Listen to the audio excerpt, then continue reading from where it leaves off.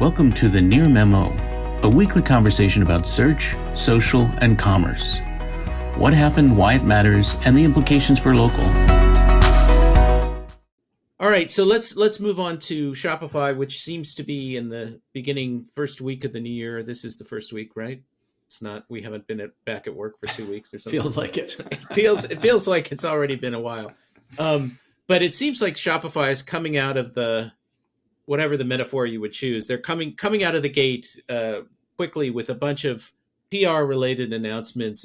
But the one you're going to talk about, they eliminated all recurring meetings for more than 2 people, and they're trying to improve productivity, and they're doing some stuff with ads. But you wanted to focus on what they're doing for enterprise retail, David. So why don't you tell us about that? Usual disclosure, I own a very, very small number of Shopify shares, just as an aside. But I think that one of the reasons that I do is because I think that they have a very smart product team. This most recent announcement is related to something called commerce components, where an enterprise who's using some other point of sale system, logistics system, inventory management system, et cetera, content management system for their website, they can plug in certain aspects of Shopify's platform into an existing technology stack, which I think is a really smart way to try to establish a little bit of a beachhead with more enterprise e-commerce players than they've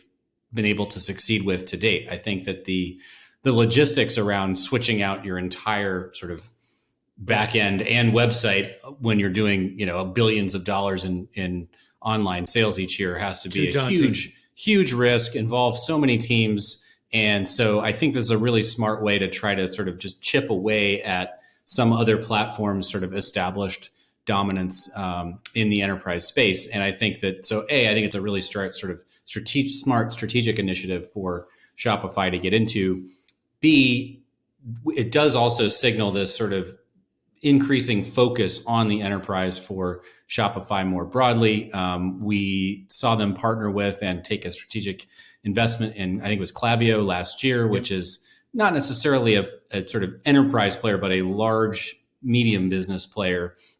So they certainly seem to be going up market as they try to resurrect their share price, as I know well, and as every tech company is dealing with right now in the current market. So I think it's a really interesting announcement. I don't have any experience in working with an enterprise level system. I can say that their back office stuff for a smaller business certainly seems much more user friendly than a lot of the systems that I've seen out there. And so if there's some advantage to an enterprise user from some of the fully featured Shopify components that have a better UI than something like a Salesforce for e-commerce, if that even exists, I think that there is certainly an opportunity here for them to break into this market.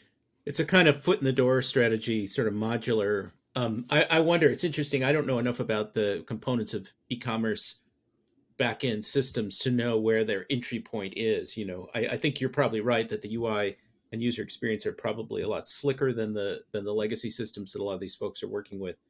But I wonder if there's going to be a singular entry point where somebody buys Shopify for some capability that their other systems aren't offering. I don't have any perspective. Could even, so the one that they highlighted in their press release feature announcement could even just be as a website content management system that pulls inventory information and product information from some other source, but they tout the fact that their checkout experience converts at a 72% higher rate than standard checkout experiences. And so that could be an easy sort of foot in the door where that then gets them into a larger conversation about some of the other features of Shopify related to inventory management, fulfillment, et cetera. Right. Or even if it loyalty programs. Yeah. It puts in a position to directly connect with a back end and eliminates the need for the people on the back end to worry about custom front ends to these back ends. Yeah. So it seems like it puts them in a strong position vis-a-vis, even if they don't do anything else. Yeah. They can get that. And I wonder whether there are distribution networks that they've done all these partnerships for inventory distribution, whether that will play in this at all. I mean, big retailers have direct merchant center relationships with Google And so it may be redundant in some sense, but there may be cases where that's an appealing feature as well. Sure. It's interesting. You wonder how they see themselves going upstream. Yeah. I mean, just that this is a company that started out with very small businesses, but seems to need enterprise.